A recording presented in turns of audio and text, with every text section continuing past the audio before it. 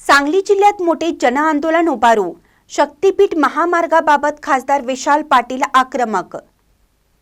सांगली जिल्ह्यातून जाणाऱ्या शक्तीपीठ महामार्गाबाबत खासदार विशाल पाटील आक्रमक झाले आहेत। या महामार्गाला जमीन द्यायला शेतकऱ्यांची मानसिकता नाही। औदुंबर क्षेत्र या शक्तीपीठाशी जोडला गेला आहे, पण या महामार्गापासून औदुंबर क्षेत्र 50 ते 60 किलोमीटर दूर आहे।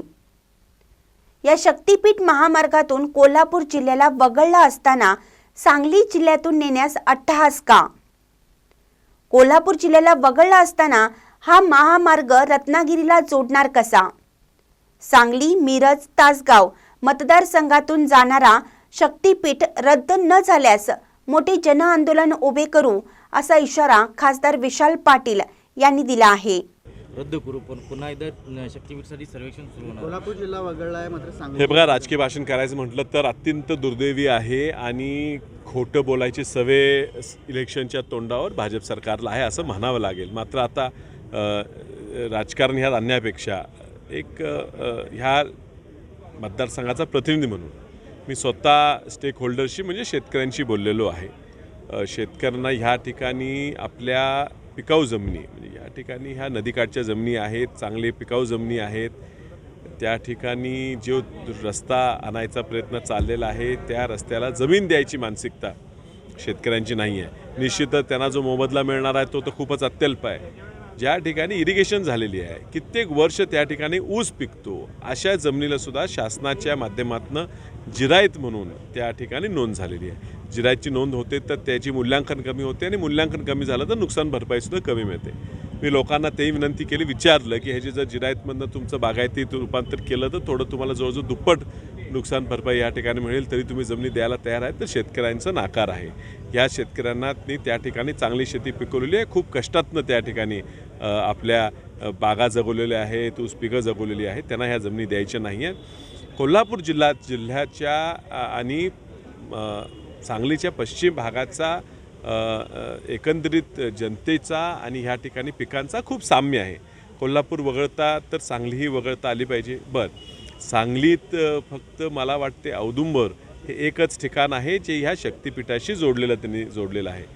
शक्तीपीठाचा जो आता नियोजित रस्ता आहे तो सुद्धा औदुंबर देवस्थान दत्त औदुंबरापेक्षा जवळ मला वाटते 50 ते 60 किलोमीटर लांब आहे। म्हणजे हा नियोजित शक्तीपीठ हा खरोखर शक्तीपीठांना जोडणारा रस्ता आहे का दुसऱ्या हेतूतनं निर्माण झालेला रस्ता आहे? जवळपास सुद्धा त्या ठिकाणून कुठलंही देवस्थान जात नाही असा हा रस्ता आणलेला आहे। फक्त स्वतः जमिनी अधिग्रहण करणे, कमी खर्चात जमिनी मिळाव्यात आणि त्याच्यावर जास्त खर्च करणे यासाठी हा प्रकल्प आहे का अशी शंका येते।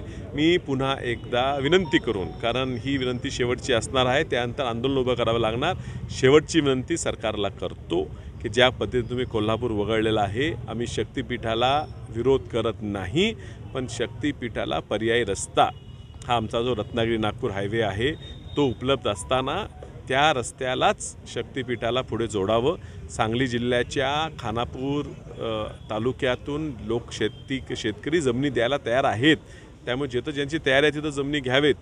जसं तुम्ही पश्चिम भागात यायला सुरू करता, मनेराजूसारखं गाव जिथं पाणी नसताना सुद्धा लोकांनी कष्टाने बागा पिकवले, त्यांचाही विरोध आहे। पुढे वजर चौंडे असेल तिथंही विरोध आहे। आणि जसं तुम्ही मिरज तालुक्यात कौलापूर, बुधगाव ह्या ठिकाणी शिरता, पद्माळ, कन्ना, सांगलीवाडी जे शहराचा भाग आहे त्या ठिकाणी तुम्ही येऊन जमिनी घ्यायचा प्रयत्न करतात, चुकीचं आहे। खानापूर तालुक्यातनं हा रस्ता एक्झिस्टिंग हायवेला जोडावा आणि पुढे तो तुम्ही कोकणात न्यावा।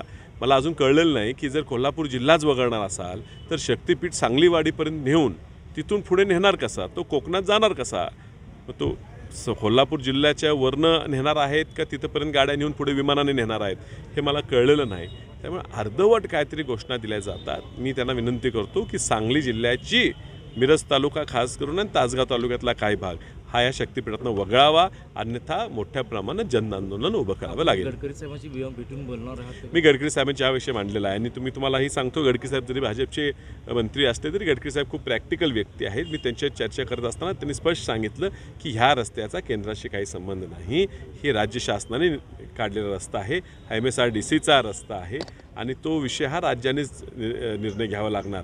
आणि त्यामुळे आता ह्या ठिकाणी राज्याच्या नेतृत्वाला आम्ही विनंती करतोय की हा रस्ता करावा, शक्तिपीठांना जोडावं, हे आमच्या सगळ्यांचीच मागणी आहे. पण शक्तिपीठांना जोडायचा हा रस्ता आहे का? जर जोडायचा रस्ता आहे की सांगलीत एकच स्थान तुम्ही निवडलं आणि ते औदुंबर, आणि त्या औदुंबरपासून 60 किलोमीटर लांबनं रस्ता न्यायला लागला आहे. मग नेमका हा रस्ता गेला आहे कशासाठी? आणि मग सांगलीत औदुंबर सोडून कुठे नसेलच तर सांगलीतून रस्ता नेत आहे कशाला? नेत असला तर एक्झिस्टिंग हायवे आमचा मोठा आहे, चांगला आहे, तिथेही ट्रॅफिक जेवढी पाहिजे तेवढी नाही आहे. त्यामुळे हा रस्ता तिथं जोडावा खानापूर तालुक्यातनं, आणि तो सांगलीला बायका असून अंकली फाट्यावरनं तो कोल्हापूर जिल्ह्यात न्यावा, नाहीतर रत्नागिरीला न्यावा, नाहीतर विमानाने तिथं तो बंद करा, विमानाने पुढची लोकं न्यावीत. पण हा न विचार करता फक्त कोल्हापूर जिल्ह्याचा कदाचित तिथं 2 मंत्री असल्यामुळे त्यांनी तो रद्द केला असेल. सांगलीचं दुर्दैव आहे. एकतर ह्या ठिकाणी भाजपला एवढं 4 आमदार निवडून देऊनसुद्धा या ठिकाणी मंत्रिपद मिळत नाही, एवढे दिवस झाले अजून पालकमंत्री मिळत नाही, आणि ह्याचा सांगलीचा कोण वाली ह्या सरकारमध्ये राहिलेला नाही आहे. आणि त्यामुळे कोल्हापूर वगळले पण सांगली वगळता येईना.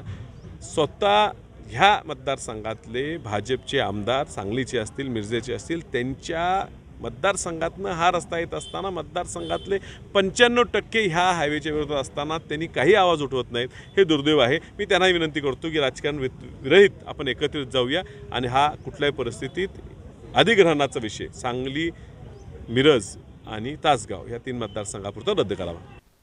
पाहूया ते पुढे काय म्हणतात. महानकरे न्यूजसाठी आदी माने, मिरज.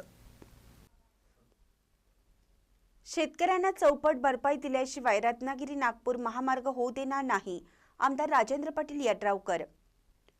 प्रस्तावित रत्नागिरी नागपूर राष्ट्रीय महामार्गासाठी चोकाक या गावच्या पुढे हातकणंगले तालुक्यातील काही गावे व शिरोळ तालुक्यातील तमदलगे, निमशिरगाव, जैनापूर, उमळवाड, उदगाव या गावांमधील संपादित केल्या जाणाऱ्या शेतकऱ्यांच्या जमिनींना चौपट मोबदला दिल्याशिवाय या राष्ट्रीय महामार्गाचं काम सुरू करू देणार नाही, असा इशारा आमदार राजेंद्र पाटील यड्रावकर यांनी प्रसिद्धी पत्रकाद्वारे दिला आहे.